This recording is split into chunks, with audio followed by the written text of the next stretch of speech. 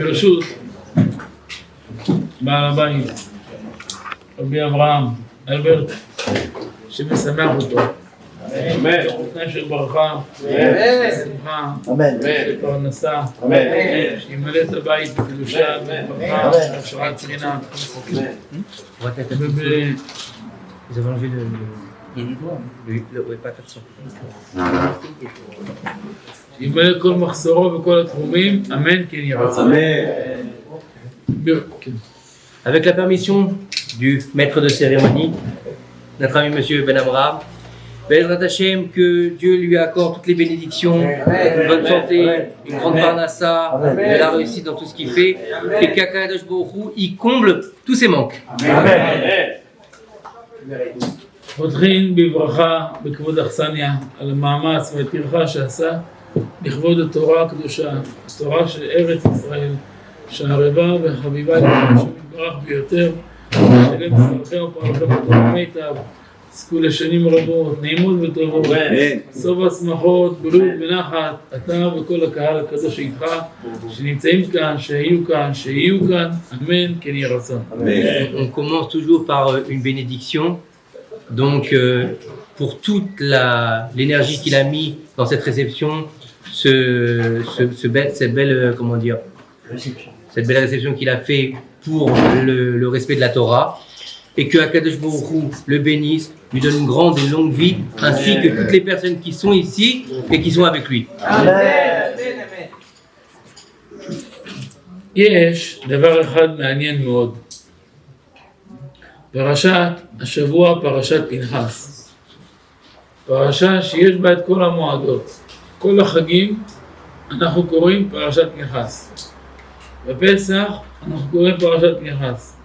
שבועות קוראים בפרשת פנחס. ראש השנה, כיפור, סוכות, שמיני עצרת בפנחס.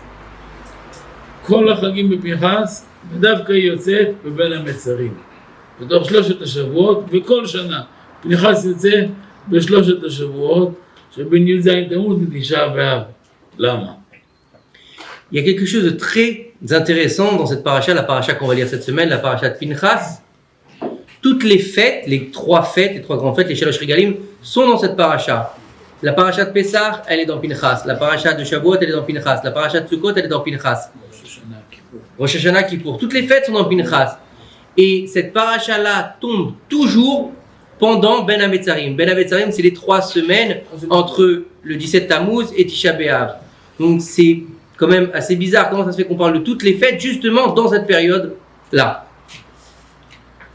אומר אבינו הדגול והאהוב הנערץ בקדושה הגאון הקדוש רבי יורם מיכאל אברג'ל זכר צדיק לברכה, שמפה תלמד שבעזרת השם בקרוב שנזכה לראות בני בשר משיח צדקנו, אנחנו נראה שימים על שלושת השבועות האלו הם יהפכו להיות שיא השמחה, העונג והיום טוב.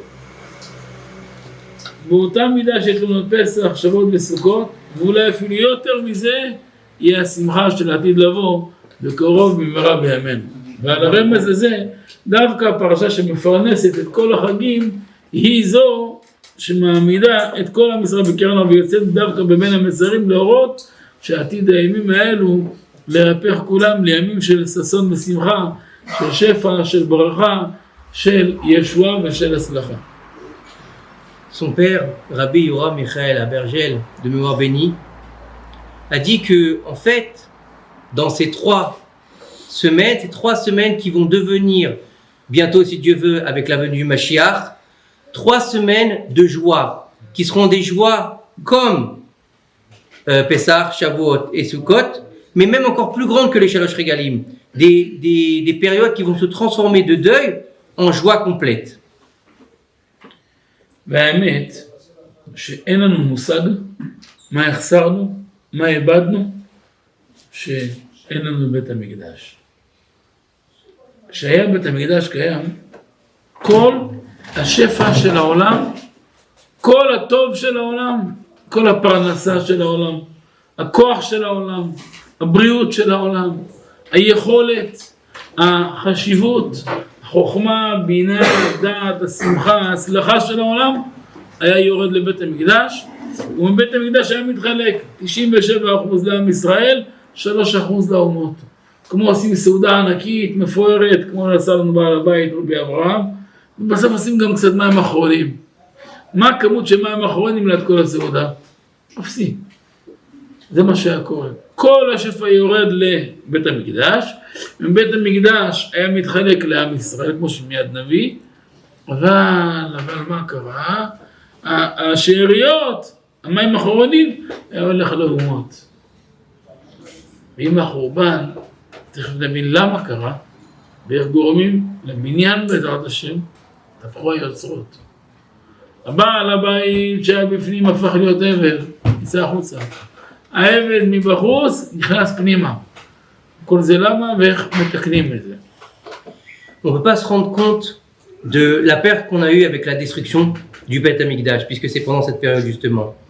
Le Beth Amikdash, en fait, il permettait au monde de recevoir la bénédiction, la force, la grandeur, et tout ce qu'il fallait pour, en fait, développer l'abondance dans le monde. Et il faut savoir que quand l'abondance, elle descendait dans le Beth Amikdash, il y avait 97% qui descendaient pour le peuple d'Israël et 3% pour les nations du monde. Donc, on a en fait perdu quelque chose de très grand. Et en fait, c'est comme si on faisait une grande séouda comme elle est faite aujourd'hui. C'est comme si il y a Maïm Achoronim. Qu'est-ce que c'est Maïm Achoronim quand on se lave les mains après le repas par rapport à la séouda? Et au fait, avec la destruction du temple, qu'est-ce qui se passe? Le maître de maison, il se retrouve à la place de l'esclave, et l'esclave se retrouve à la place du maître de maison. Et en fait, toute cette abondance, elle venait sur nous, et il restait juste les restes pour les nations du monde. Aujourd'hui, c'est l'inverse. Donc, comment est-ce qu'on peut faire pour réparer cette perte de nos jours? בספר שלנו, חלב הארץ, חלק שביעי, פרק י"ב, ענף ראשון. הבאנו שמה שפעם אחת פגש אחד מגדולי חכמי אומות העולם, כמו שהיה בתקופת הרמב"ם, היה להבדיל אריסטו, היה חכם גדול מאוד. אז איזה 600 שנה, אולי יותר, 1500, אז בזמן, 2000 שנה לפני, היה אפלסטוס.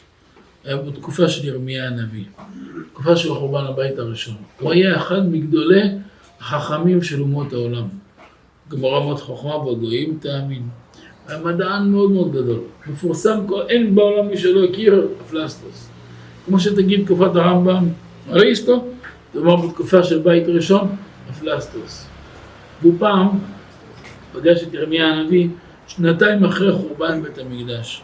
והוא שאל לירמיה הנביא, הוא לא הכיר את ירמיה, ירמיה היה זקן, והיה יושב על המדרכה בצד של הכביש, בוכה. אז עצר אפלסטוס את הכרכרה שלו, ירד מהכרכרה, אמר לו, היי לך, זקן, מפני מה אתה בוכה? אתה זקן, למה אתה בוכה?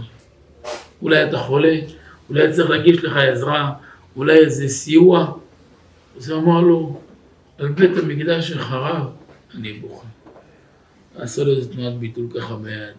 אמר לו, מה? זקן שכמותך, חכם כל כך, מבוגר כל כך, מנוסה כל כך, חשוב כל כך, יבכה על עצים ואבנים. אמר לו ירמיה הנביא, אתה לא יודע מה זה בית המקדש. אמר לו, בוא נשב עכשיו, ואני אראה לך משהו. אתה אפלסטוס המפורסם הגדול? אמר לו, כן. אמר לו, טוב, אני אתחיל להתאמת איתך. איזה חוכמה אתה הכי חזק בעולם? אמר לו, ברפואה אני נאמבר 1. אתה מספר 1 ברפואה? פה? קדימה.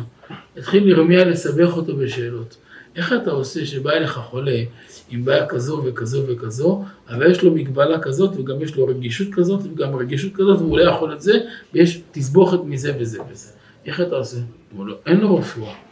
אז ימות? אמר לו, כן, מה תעשה? שלף לו ירמיה 10 נוסחאות. אחד יותר רפואה מהשנייה. וככה היה רץ איתו מדבר לדבר. ומחוכמה לחוכמה, עד שעבר איתו 30-40 חוכמות. הנה רפואה, הנה מתמטיקה, אלגברה, אדריכלות, כל מיני דברים. כל מה שהוא חשב שהוא גדול, ירמיה עשה אותו כזה קטן.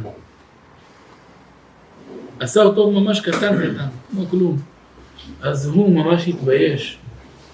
הוא השתומם, הוא אומר, אני 70 שנה לומד, חשבתי אני הכי גדול בעולם, פתאום אני רואה, אני כמו נייר, כמו טישו לידך, כמו כלום. מאיפה לך כל החוכמה הזאת? הוא אומר שהיה לנו הפסקה מדי פעם, היינו יוצאים החוצה, 3 דקות עם הכוס קפה של הבוקר, עומדים במרפסת, 3 דקות מסתכלים על הקירות של בית מקדש מבחוץ, מקבלים כל החוכמות של העולם בדרך אגב, בלי להתאמץ בכלל. אז על זה אני לא אבכה. Donc à l'époque du Rambam, tout le monde connaît le Rambam avec sa grandeur, il y avait un sage qui s'appelait Aristote, qui était un grand sage. Mais bien avant Aristote, il y avait Platon. Et Platon, tout le monde connaît que c'était un grand penseur, un grand érudit, un grand sage des nations du monde. Et un jour, il y avait le prophète Jérémie, 2 ans après la destruction du Beth Amikdash, qui était à côté des ruines du Beth Amikdash, et il pleurait, il se lamentait. Et Platon est passé avec son carrosse, et il a vu pleurer. Il lui a dit, vieil homme, pourquoi est-ce que tu pleures? Pourquoi est-ce que tu te lamentes? Tu es un homme vieux qui a l'air un sage. Pourquoi est-ce que tu es là à te lamenter près de ces pierres? Alors il lui a dit, le prophète Jérémie lui a dit, je pleure sur les pierres du Beth Amikdash. Il lui a dit, comment un homme aussi sage peut pleurer sur des pierres? Il lui a dit, c'est toi qu'on appelle Platon? Il lui a dit, oui. Il lui a dit, j'ai entendu que tu étais un grand sage. Il lui a dit, effectivement. Il lui a dit, en quoi tu es un spécialiste? Alors il lui a dit, je suis un spécialiste en médecine. Et alors il lui a commencé à lui poser des questions. Il lui a dit, si se passe comme ça, comme ça, comme ça. Alors Platon au début il a répondu. Et après à un moment donné il lui a dit, si c'est comme ça et comme ça. Il lui a dit, bah, si c'est comme ça, bah, il va mourir. Il a dit, ah bon, tu le laisses mourir? Il dit, oui, je le laisse mourir. Parce qu'on n'a pas de réponse, qu'il n'y a pas de médicament pour ça, il n'y a pas d'opération pour ça. Il va mourir. Et là le prophète Jérémie a commencé à lui donner plusieurs explications pour sauver le patient. Et il va d'une explication à une explication jusqu'à lui donner une deuxième explication. Là, Platon, il est sous le choc, il comprend pas. Et il passe de la médecine à d'autres sagesses. Et il va jusqu'à 30, 40 sujets différents. Et chaque fois, Platon, il est complètement décontenancé. Il comprend pas ce qui se passe. Il comprend pas comment cet homme qu'il a en face de lui arrive à lui trouver des solutions sur des choses que lui-même ne comprend pas. Il lui dit, je comprends pas, ça fait plus de 70 ans que j'étudie le monde et je suis en face de toi comme un mouchoir de poche. Je n'ai même pas la sagesse que tu as. D'où est-ce qu'elle te vient toute cette sagesse? Alors le prophète Jérémie, qui était déjà âgé, il le regarde et lui dit, tu sais, quand j'étais jeune, quand on avait la pause dans notre étude, avec notre verre de café à l'époque, on sortait pour prendre un peu l'air, pour respirer, et on regardait les murs du Beth Amikdash. Seulement en regardant les murs du Beth Amikdash, sans rien faire, sans étudier ni rien, on regardait les murs et on était rempli de la sagesse divine. C'est comme ça qu'on a pu atteindre ce niveau aujourd'hui. רואים מכאן את השפע של החוכמה שירד לעולם רק כשהיו רואים את הקירות מבחוץ. לפני שמביאים קורבן, לפני שמתקרבים, לפני שזוכים לאכול קודשים, לפני שזוכים שהיה מזה עליהם יפר פרה, לפני שמדברים על בכלל רגל בבית המקדש, פסח שבועות סוכות, שהכל עם ישראל נכנס, והייתה השכינה מחבקת אותם כמו אמא שמחבקת את הבנים שלה. היה כל יהודי כמו בן יחיד שנולד אחרי 70 שנה של ציפייה. כל כך אהבה גדולה הייתה לשכינה הקדושה לכל יהודים. ומהשכינה הקדושה היה נמשך שפע של מזון, של חיים, של בריאות, של שמחה, של מזל עליון, לכל השנה, לכל הבית. כמו שמיד נראה. Donc, avec le Beth Amikdash, cette abondance qui descendait, cette abondance qui venait sur le monde, elle était en diffusion rien que par rapport au mur extérieur du Beth Amikdash. Bien avant d'avoir emmené les sacrifices, bien avant d'avoir fait la paradouma, bien avant de monter pour faire les shalosh regalim, bien avant de faire l'encens, bien avant du service sacrificiel en fait dans le Beth Amikdash, l'abondance descendait sur le monde par le Beth Amikdash. Et rien que par le fait de voir on était déjà pénétré par la présence divine qui était comme une mère pour son enfant qu'elle a eu après qu'elle a attendu 70 ans pour l'avoir. Chaque juif, il était unique en fait pour la Shrina. Et on va voir maintenant tout ce qui est le rapport avec la présence divine dans le Beth Amikdash. היה נמשך ברכה לכל שבט. מבית המקדש מגיע שפע עצום לכל שבט. כל שבט היה לו פרנסה בענף שלו. למשל, שבט אשר היה מתפרנס בעיקר משמן זית. היה מגדל זיתים, עושה שמן זית. הוא היה מומחה הכי גדול בעולם לשמן זית. לא היה מומחה כמו השבט אשר. שמן זית שלו היה אחד מעל כולם. או למשל, שבט זבולון היה מתפרנס מהים. זבולון לחוף ימים ישכון. והוא לברכתו הצידה וכו'. כל השבט התפרנס ממטה מסוים. רק לסבר את האוזן, איך הייתה פרנסה שלהם. איזה דבר מעניין. איזה שילוב של עושר מופלג מצד אחד, מצד שני של פשטות גדולה מאוד, והכל בקנה אחד במקום אחד. תראו, גמרא במנחות, מנחות פ"ה. אומרת הגמרא תקוע אלפא לשמן. אני אספר מה שאתה רוצה לשאול.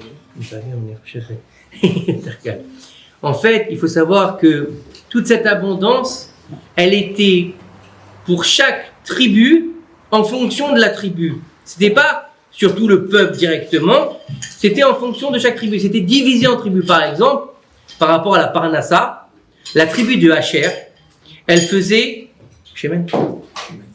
de l'huile d'olive pure, et il y avait personne d'autre dans les tribus qui savait faire une telle huile comme la tribu de Asher. Donc c'était vraiment leur Parnassa par l'huile d'olive. La tribu de Zevouloun, c'était des gens qui faisaient du commerce avec la navigation. Ils naviguaient pour aller chercher des marchandises. Et donc eux, en fait, qu'est-ce qui se passait? Il n'y avait personne d'autre qu'eux qui pouvait faire du commerce comme eux au niveau du commerce maritime, en fait. Et d'un côté, ils avaient la bénédiction, mais d'un autre dans leurs affaires. Et de l'autre côté, ils avaient la simplicité. Et avec ces deux choses, la simplicité et en fait l'abondance, ils arrivaient à avoir un chemin qui était concret, correct. Comme on va le rencontrer dans la Gemara. Menachot. הגמרא מנחות פ"ה מספרת שפעם אחת הוצרכו אנשי לודקיה לשמן. לודקיה זה עיר בצפון הרחוק. זה חוץ לארץ, מחוץ לגבולות ארץ ישראל, זה אחרי צור וצידון. אחרי. הם היו צריכים שמן זית לקנות ב100 ריבו. 100 ריבו זה בשפה של היום, כמו תגיד $100 מיליון. זה הרבה. סוחר טוב אמר לי פעם, זה לא מי שיודע למכור, זה מי שיודע לקנות. צריך לדעת לקנות. אז שלחו את הקניין של המדינה. לאיפה? לתקוע, לנחלת שבט אשר. אבל אי אפשר להוציא כמות כזאת מהמדינה, אומר קרן אורה, קרן ישי, קרן אורה, בלי לקבל רשות של הסנהדרין. עלו לירושלים, קיבלו רשות מהסנהדרין, שאפשר להוציא כמות כזאת מהארץ, ולמה הסנהדרין לא נותנים? זה גם הלכה ברמב"ם, כדי לראות שיש מספיק לארץ ישראל. איך תמכור לגויים מחוץ לארץ, כאשר לאחיך בית ישראל אולי לא מספיק. אבל אחרי שהסנהדרין אומרים יש ברכה, יש כמות, כך, לך תמכור, תתפרנס. קיבל אישור והגיע אליו. תופס בית רגיל, נכנס ליישוב. אתם יודעים מה זה, איפה זה נמצא? גוש חלב. זה, אם אתם נמצאים במירון, יוצאים ממירון, מרבי שמעון, לכיוון צפת, אתם פונים שמאלה, אחרי איזה 100 מטר יש תחנת דלק, עוד פעם שמאלה. זה האזור הזה. שמה. היה לוקח מירושלים לשם 3 ימים הלוך, 3 ימים חזור. לכן חנוכה 8 ימים. יום אחד שהספיק הנר, השמן, 3 ימים הלוך לשמה, יום אחד העמסה, ועוד 3 ימים חזור, זה 7 ימים. משם היו לוקחים שמן למנורה, שמן למנחות, לבית המקדש, להכל. שיבנה במהרה בימינו. דרך אגב, הרבי כותב שיש מעלה גדולה בימים האלו ללמוד הלכות בית הבחירה ועניינים של בית המקדש. אז הגמרא מספרת דבר נפלא. הגיע אותו גוי, לאיזה אחד הבתים שם הפשוטים, ביקש בדלת, אומר, אפשר לקנות כאן שמן זית מהריבו ב$100 מיליון? אומרים לו כן. כמו להגדיל, אתה נכנס לאיזה קיוסק, דרכים, אתה אומר, אפשר קוקה קולה? הוא אומר לך בכזה אדישות, כאילו, קיוסק בלי קוקה קולה זה לא קיוסק, אתה לא יכול לקרוא לו קיוסק, זה לא כלום, מה? אתה מדבר אותו עסקה של $100 מיליון, כמו שמחר עוד איזה פחית מהמקרר שלו, בכלל לא מחשיב את זה. אמרו לו כן, לך לבעל הבית, מאחורי הבית יש מטע גדול, לך למטע, תמצא את בעל הבית מאחורי הבית. הלך אחרי הבית למטע, מוצא את בעל הבית, אומרת הגמרא, נמצא עוזקת זיתיו. מה זה עוזקת זיתיו? יש לו עשרות אלפי עצים, הוא עושה צלחת, לכל עץ צלחת. אני זוכר שהיינו ילדים, לפני הרבה שנים, היינו במושב, עושים צלחת לכל עץ מסביב, כמו ערוגה כזאת. ואז לא היה השקיה כמו היום, צריכים להשקות אחד, או בדליים, או השתכלל העולם עם צינור. אבל ככה, אז יוצא צלחת לכל עץ. זה עבודה שפועל פשוט עושה. מי שעושה עסקאות של $100 ו-200 ו-300 מיליון, זה לא עבודה שהוא עושה. זה לא עבודה שהוא עושה. ואז, לתימה, אז גוי הזה אומר לו, אתה יש לך למכור שמן ב$100 מיליון? אומר לו, כן. אז בוא תתייחס אליי. אומר לו, תן לי נגמור את המלאכה שלי, אני אבוא אליך. יש לי מכסה יומית, אני צריך לעשות מכסה יום 50 עצים ביום. אני אגמור את המכסה שלי, ואני אבוא להתייחס אליך. אמר הגוי הזה, צחקו עליי היו. זה לא יצא מזה כלום. כן, באמת, איי. מוטור, כבר באתי, כבר לקחתי מטוס, כבר באתי, טרחתי. בוא נראה איך זה ייגמר. Alors en fait, dans la Gemara, c'est raconté là-bas qu'il y avait un pays dans le nord, pas en Israël bien sûr, qui avait besoin d'huile d'olive. Ils ont fait leurs recherches et ils se sont rendus compte que en Israël, dans la tribu d'Acher, là-bas à Tekoa, ils faisaient justement de la meilleure huile d'olive. Donc ils ont décidé de venir acheter de l'huile d'olive. Et donc c'est raconté là-bas qu'ils avaient, on va pour mettre ça au goût du jour, ils avaient voulu acheter pour des millions d'euros d'huile d'olive. Donc une très grosse affaire. Donc ils sont arrivés en Israël, et il faut savoir que pour faire sortir une grande quantité comme ça d'huile d'Israël, il fallait d'abord recevoir l'approbation du Sanhedrin qui était à Jérusalem.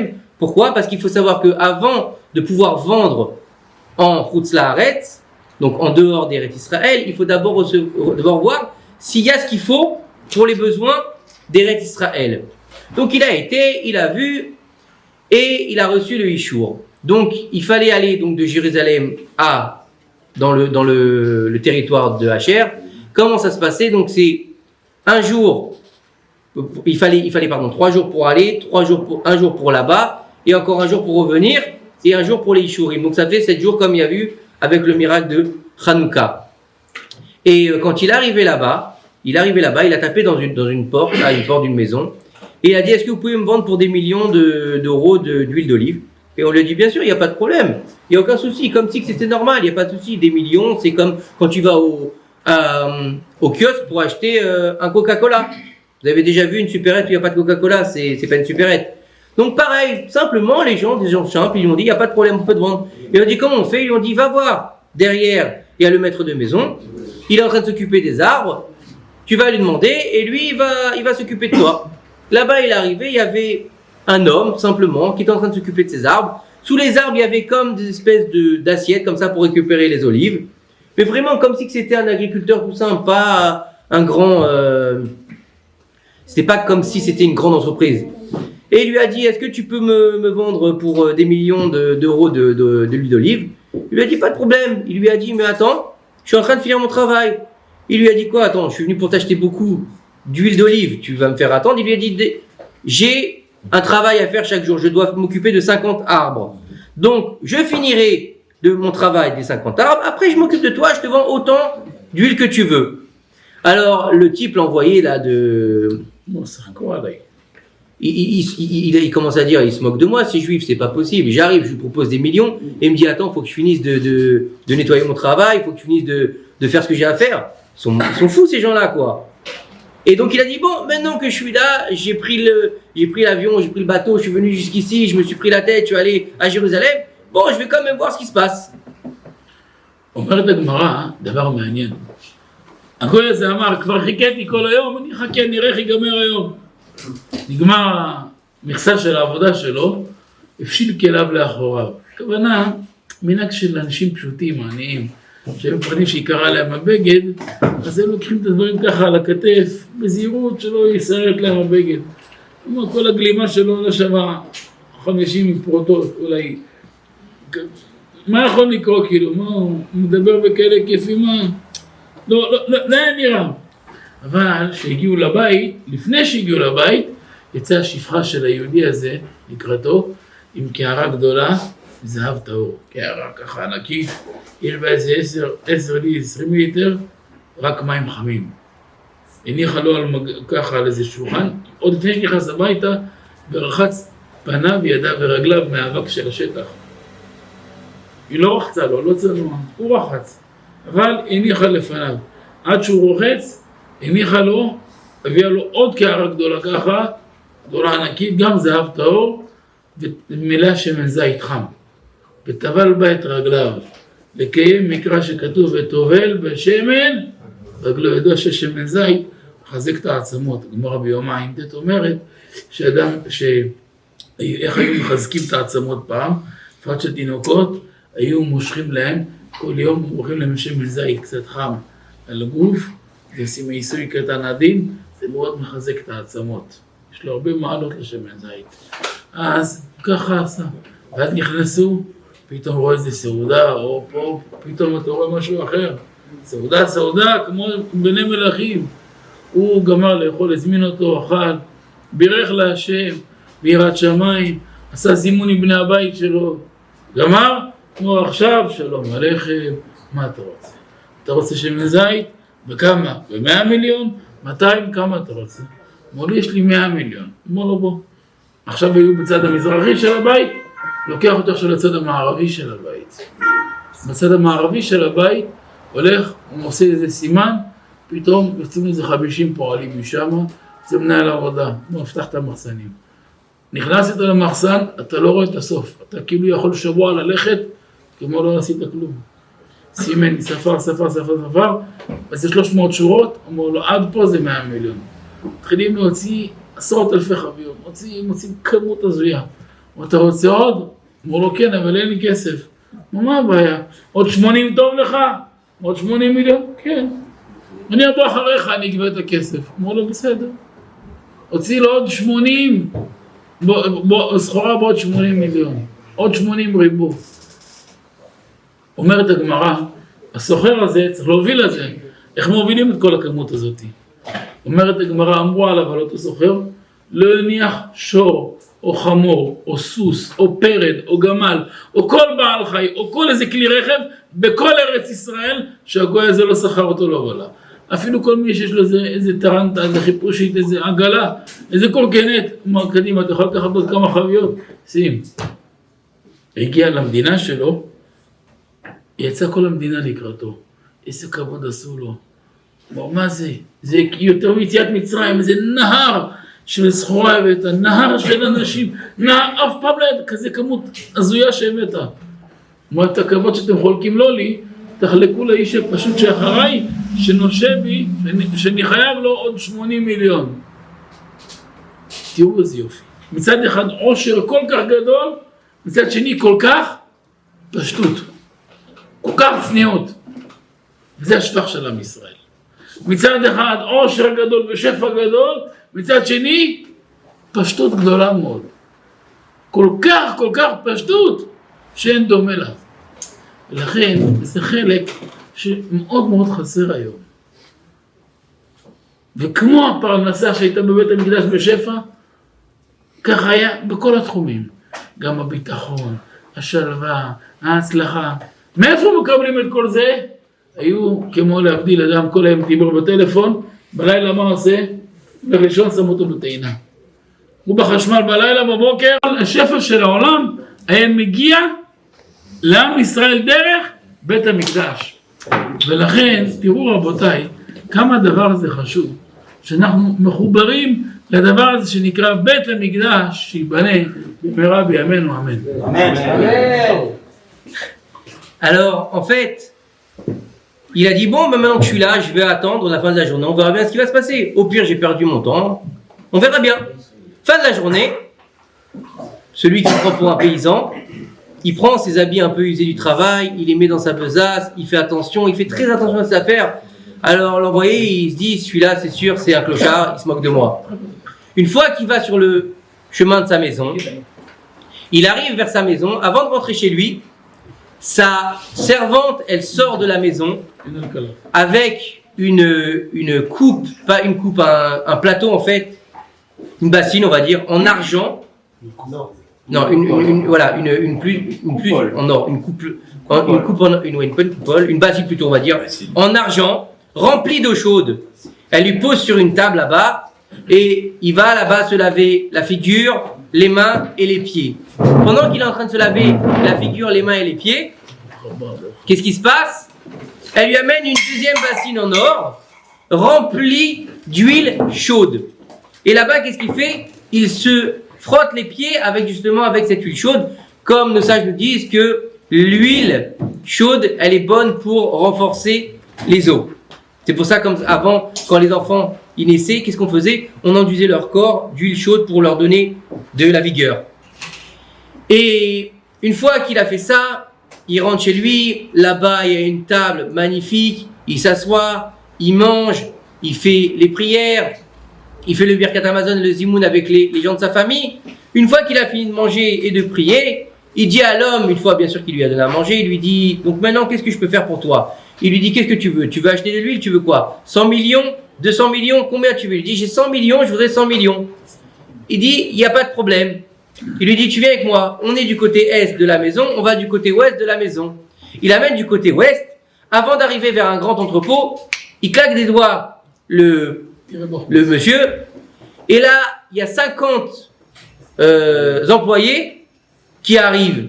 Ils ouvrent les portes d'un entrepôt, et là-bas, il y a des brocs d'huile à perte de vue.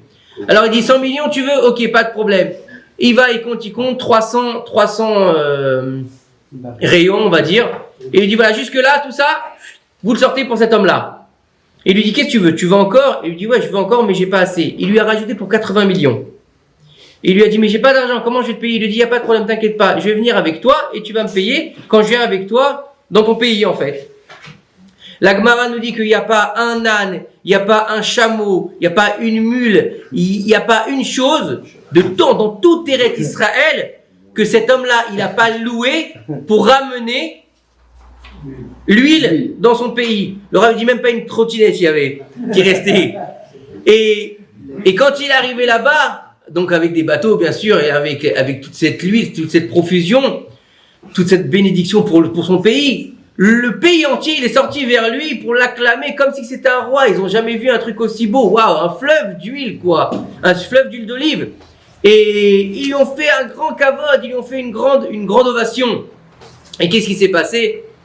Il leur a dit, non, mais c'est pas à moi que vous devez faire cette grande ovation. C'est à l'homme qui est derrière moi, l'homme simple. Vous voyez l'homme simple qui est derrière moi, c'est à lui que vous devez faire la grande ovation. Parce que c'est lui qui a été, à qui revient tout le mérite. Et c'est à lui qu'on doit encore 80 millions. Alors vous voyez, il explique là que par rapport à cet exemple dans la Gemara, c'est une grande parnassa. Mais d'un côté, c'est vrai que cet homme-là, il a une grande parnassa, il lui a vendu pour des millions. Mais de l'autre côté, il est tout ce qu'il y a de plus simple. Et c'est ça qui manque aujourd'hui. La simplicité dans le travail d'Hachem. Il faut savoir que pour avoir une grande parnassa, il faut aussi être dans la simplicité. L'humilité, bien sûr. L'humilité. רואים מה זה כוח של בית המקדש. לכן, כשאנחנו רוצים להתחבר לברז של הצלחה, למפתח של כל הישועות, זה פשוט לבקש, השיבנו אבינו לתורתך, קרבנו מלכנו לעבודתך, לעבודת התפילה וקיום התורה ומצוות, לבניין בית המקדש, שמתוך זה הגאולה האמיתית והשלמה. Donc si on veut réussir à recevoir l'abondance du Beth Amikdash, il faut se dire une chose. Ashivenu, vous savez, c'est dans la Hamida. Ashivenu Hashem le Torah Techa, Karvenu le Torah. Rapproche-nous Hashem de ta Torah et de ton service divin. Donc ça veut dire que le plus important c'est quoi pour pouvoir recevoir l'abondance du Beth Amikdash? C'est la prière et l'étude de la Torah. יש בירושלמי, בגמרא ירושלמי, מה זה שכתוב ולא יחמוד איש את ארצך? תראו מה זה ביטחון, מה זה ביטחון, אבל ביטחון אמיתי שהיה בזמן בית המקדש.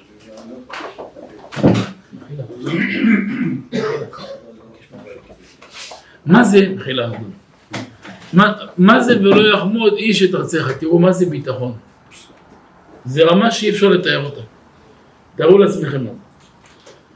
אומרת הגמרא, ברשות בעל הבית שלנו, איכות ימים, שואב, נזכה את הרבים, כל הכבוד.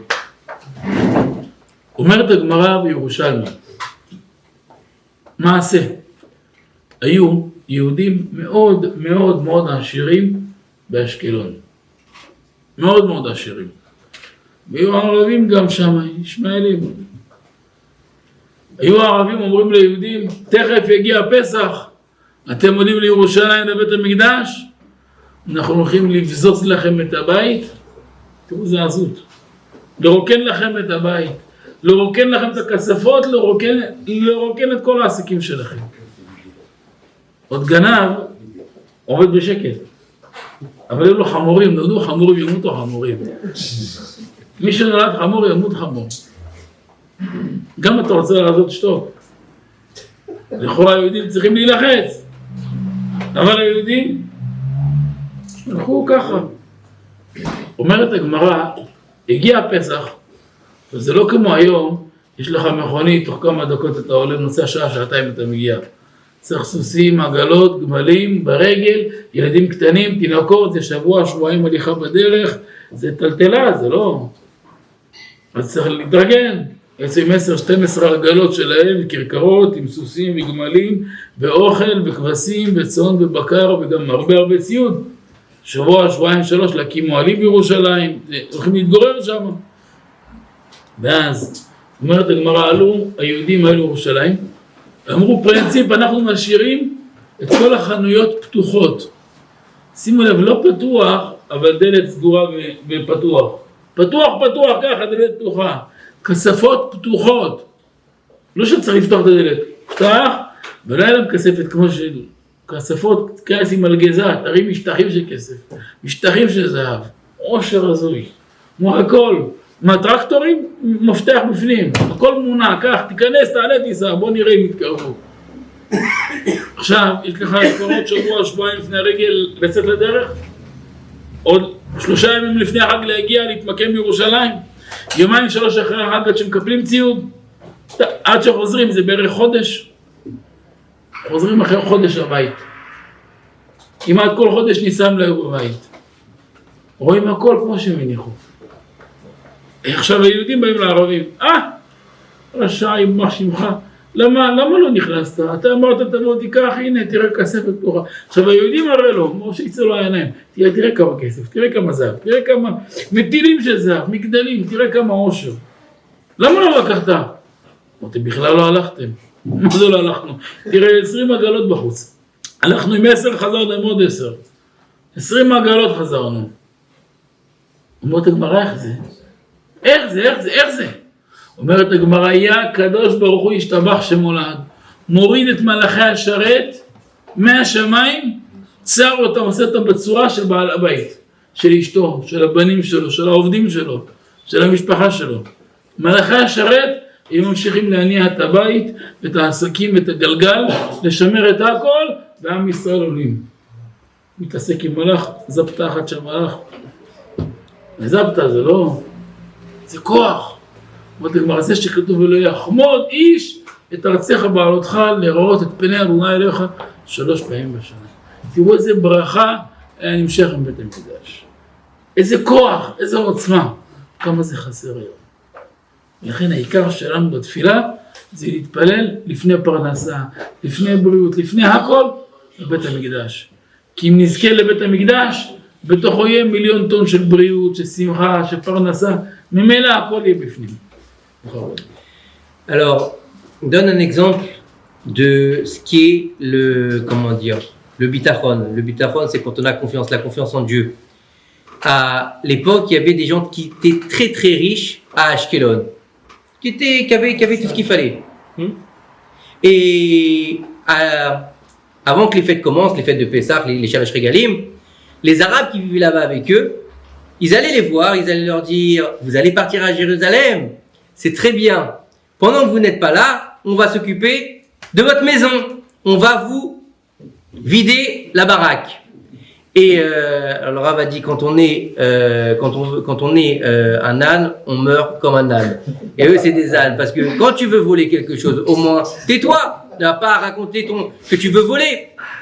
Alors il dit là-bas mais bon c'est comme ça, c'est des ânes. Et il leur disait on va vous vider toute la maison, tous les magasins, vous allez revenir, allez-y, faites-vous plaisir, allez-y. Et nous on va s'occuper de vous. Alors il faut savoir qu'à l'époque c'était pas comme aujourd'hui, c'était pas tu prends ta voiture, 1 heure de temps, 1 heure et demie, t'es à Jérusalem. Fallait préparer la calèche, fallait préparer les animaux, fallait préparer de quoi monter à Jérusalem. Ça prenait des jours, des semaines avec les enfants, un peu à pied, un peu sur les charrettes. C'était vraiment pas facile. Puis là-bas, fallait se préparer 3 jours avant, le temps que t'allais à faire les fêtes, les sacrifices, passer la fête là-bas pendant toute la semaine, après 3 jours après pour tout préparer, pour tout remballer, et ensuite revenir encore. C'était long. Donc toute cette histoire-là prenait environ 1 mois. Ça veut dire que les personnes d'Ashkelon partaient de chez eux à peu près 1 mois. Mais qu'est-ce qu'ils faisaient ces riches-là? Ils disaient, il n'y a pas de problème, on s'envoie pendant 1 mois, mais on ferme rien. Ni on ferme la maison, ni on ferme le magasin, ni on ferme le coffre-fort. Le coffre-fort ouvert avec les bijoux, avec l'argent à l'intérieur, tout est ouvert, les clés sur le tracteur, allez-y, servez-vous. Et ils partaient à Jérusalem, le cœur tranquille. Après 1 mois, ils revenaient, ils voyaient leur maison, il n'y avait rien qui avait bougé. Rien du tout. Alors ils allaient vers les Arabes, ils leur disaient, qu'est-ce qui se passe? Viens. Alors il les amenait au magasin, regarde ici, regarde la liasse de billets, regarde ici les bijoux, regarde ici ce qu'il y a dans la maison. Comment ça se fait que t'as rien volé? Alors les Arabes les regardaient et me disaient, mais vous n'êtes pas partis. Vous êtes restés ici, vous n'avez pas bougé de chez vous. Comment ça? Comment est-ce que c'est possible? En fait, la Gemara nous raconte qu'Akadosh Baruch Hu, il faisait à ce moment-là descendre du ciel des anges qui prenaient l'apparence de ces juifs-là et qui continuaient à s'occuper de leur maison et de leurs biens pendant qu'ils étaient à Jérusalem. Et celui qui veut jouer avec un malach, c'est un peu plus compliqué qu'avec un homme. Donc, il y avait toujours quelque chose qui retenait ces Arabes. Et en fait, le Rav nous dit que, en fait, c'est vrai que quand on prie, souvent on prie ou pour la parnassa, ou pour la refoua, ou pour la réussite des études, ou pour les enfants. Mais à la base, qu'il faudrait prier, c'est pour que Akadosh Baruch Hu reconstruise le Beth Amikdash. Parce que si on a le Beth Amikdash, et ben toute cette abondance, elle sera là. Toute cette refoua, toute cette aslacha, toute cette parnassa, elle viendra par le biais du Beth Amikdash. לכן, כל השנה העבודה שלנו זה להתפלל על זה. אבל בימים האלו ביותר, ונסיים, יש לנו 21 יום מי"ז בתמוז עד 9 באב. אומר רבינו הדגול והקדוש רבי יורם מיכאל אברג'ל לזכותו יגן עלינו, אמן. ש21 יום האלו הם מקבילים ל21 יום שמאלף דראש השנה עד הושענא רבה. יהודי שזוכה כל ה21 יום האלו להתאמץ למען המאמץ העצום של בית המקדש, לקרב את הגאולה, להרבות אהבת חינם, להוסיף צדקה וחסד, ללמד זכות על עם ישראל, לקרב כל מה שאפשר לתורה הקדושה, להתקרב מה שאפשר, להוסיף כל אחד מה שיכול בעבודת השם, בקדושה ויראת שמיים. וזה עצמו הכלים להמשיך את האור והברכה לכתיבה וחתימה טובה בראש השנה, בכיפור, בהושענא רבה, ולמעשה מכן זה המפתח של ההצלחה של כל השנה הבאה. לכן השרמי שמנצל את הימים האלו, והיה אומר, כל רודפיה השיגוה בין המצרים. רודפיה, ניקח את המילה נחלק לשתיים, רודף, השיגוה, השיג ובקה.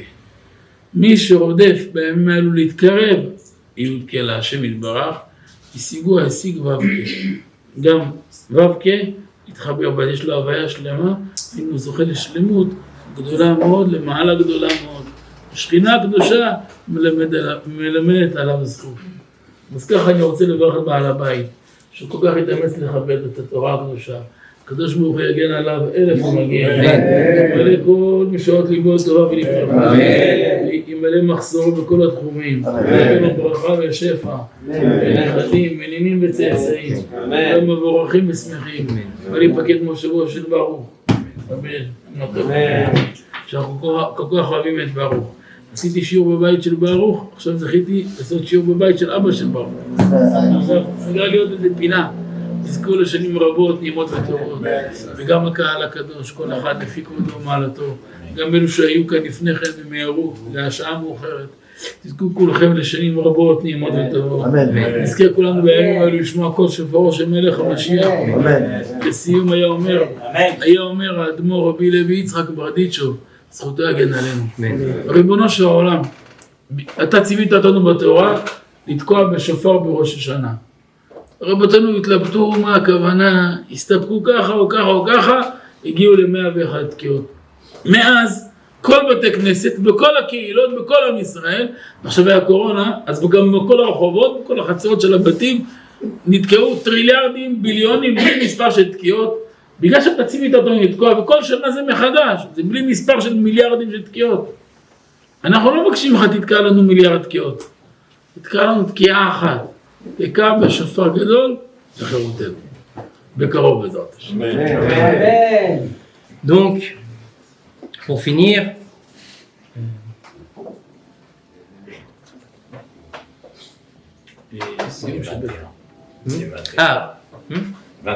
Ah oui, donc en fait, tout le travail de toute l'année, c'est de prier pour ça, pour prier pour que le Beth Amikdash y revienne. Mais justement, dans cette période-là, de Ben Hametzarim, c'est un moment propice pour cela. Pourquoi ? Parce que c'est 21 jours de Ben Hametzarim, les 3 semaines, c'est 21 jours, qui sont en fait en référence avec les 21 jours entre Rosh Hashanah et Hoshana Rabbah. Donc celui qui va faire tout ce qu'il faut pour se rapprocher dans son service divin, pour dire des bonnes choses, pour faire de la vatrinam, donc de l'amour gratuit, pour aller vers son prochain, pour pouvoir faire des bonnes actions, il va avoir des bons jours en fait quand ? Eh ben des bons jours quand ? Entre Rosh Hashanah et Hoshana Rabbah. Donc au moment du dîner, au moment où il y a la nouvelle année, donc il est sûr, s'il a travaillé pendant cette période de 21 jours, que les 21 jours à partir de Rosh Hashanah, ils seront bons. Et donc c'est le moment absolu pour traiter et pour travailler notre service divin et nous rapprocher du service d'Akadosh Baruch Hu. Il faut savoir que il y a marqué, tu sonneras pour nous la sonnerie du chauffard pour nous rendre libres. Alors, Rabbi Levi Yitzhak Meberditchev, il nous dit que là-bas il y a eu une grande marloquette, une grande discussion entre les Chachamim pour savoir combien est-ce qu'il fallait sonner de chauffard. Combien est-ce qu'il fallait sonner ? Est-ce que c'est 1, 2, 2 ? Et nos Chachamim sont arrivés à 101 sonneries. Et donc, de par le monde, et même avec le Corona, normalement dans toutes les synagogues, on sonne sur une sonnerie. Et là, encore plus cette année, quand les synagogues étaient fermées avec le Corona, même dehors, on a sonné le chauffard. Et c'est des millions de sonneries qui ont été faites de par le monde. Mais nous, tout ce qu'on demande à Akadosh Baruch Hu, c'est qu'il n'y ait qu'une seule sonnerie. La sonnerie qui va nous rendre libres. Et donc la liberté par rapport à la venue du Mashiach. Amen. Et il a fini par bénir le maître de maison pour qu'il ait toutes les bénédictions. Amen. Et que toutes les portes sont pour lui. Amen. Et il vous bénit à tous. Amen. Et il remercie. Attends, j'ai pas fini. Il remercie donc toutes les personnes qui étaient là, toutes les personnes qui sont là et qui ont dû partir. Il vous bénit de toutes les bénédictions. Amen. Et il bénit aussi le fils de M. Ben Amram, Baruch, qui il